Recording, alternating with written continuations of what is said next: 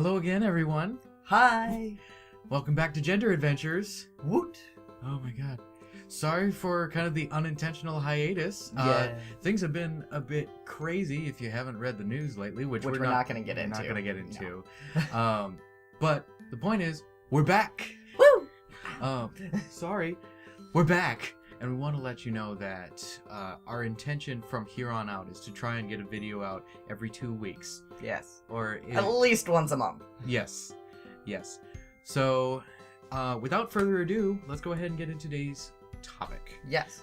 Before we had asked for you guys to ask us questions so that we had things to talk about. And we're going to start with the hardest question first, I think. Yeah. It's the hardest one to me, personally. We are not, we have not studied, we do not have a degree in gender studies. There we go. It's true. But we have indeed researched a bit more on our own. Lucy, more than myself, I met.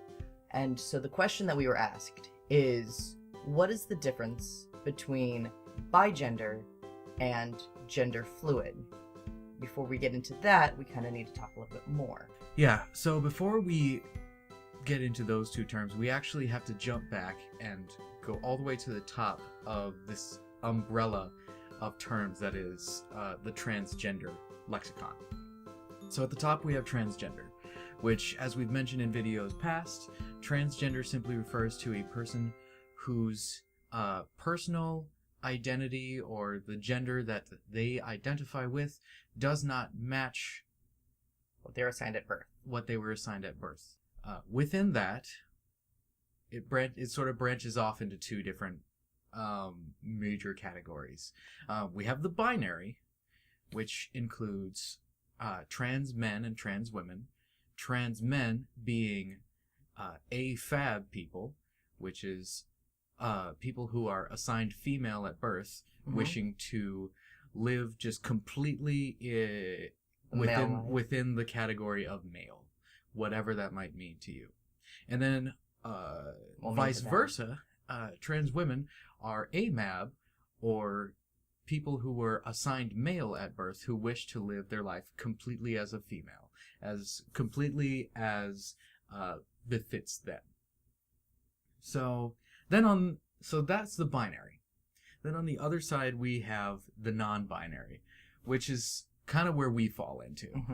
Non-binary is anything that doesn't fit specifically into what society would categorize as male or female. The black and white. They can be a combination of both. They could be neither. They can be many other things. There are so many terms that fall under the non-binary that we don't have enough time to go through all of them. Yes.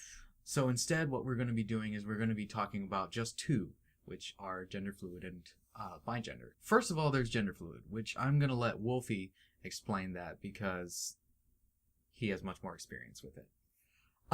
So gender fluid is where you can fall anywhere on a spectrum of male to female, masculine to feminine.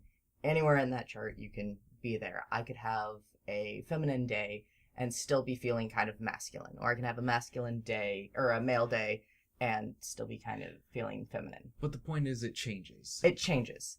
It is day to day, and sometimes I will start my day having a female day, and by the end of it, I'm going, wow, goodness, I'm really glad I didn't shave because I like feeling the slight visible stubble that I have.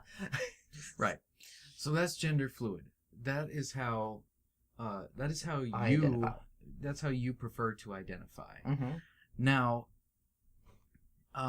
alongside gender fluid,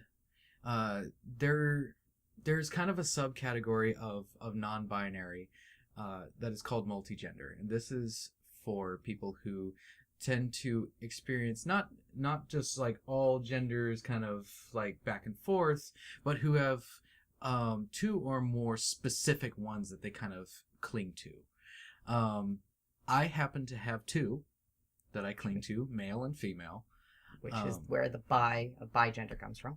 Yes. So bigender simply means that if you choose to identify as bigender, it simply describes you as a person who strongly identifies with two specific genders.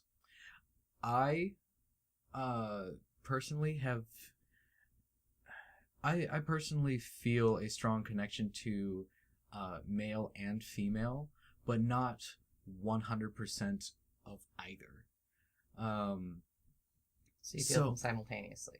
So yeah, in a way I do feel them simultaneously. So recently, it's funny, it actually contradicts everything that I said in the last video, but recently I've been feeling like that they is a more accurate pronoun, because I like male casual clothing, but I love female formal clothing.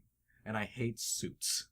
I really hate suits. But they're so spiffy, except for the, crappy last button rule. And that's okay. Like, you can like that.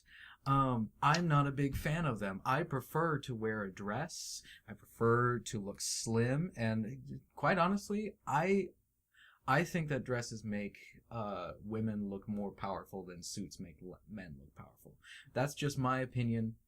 Don't quote me on anything like that. But I think it's really great that you mentioned the change of pronouns with they, them versus she, her. Mm-hmm. It's really great because it brings us into the next thing of talking about how we choose to describe ourselves, because this is all about being able to have the vocabulary and the LGBTQ, specifically on the T part of this, to express ourselves and tell people how we feel. It's about having the vocabulary to express ourselves and for other people to be able to understand that vocabulary.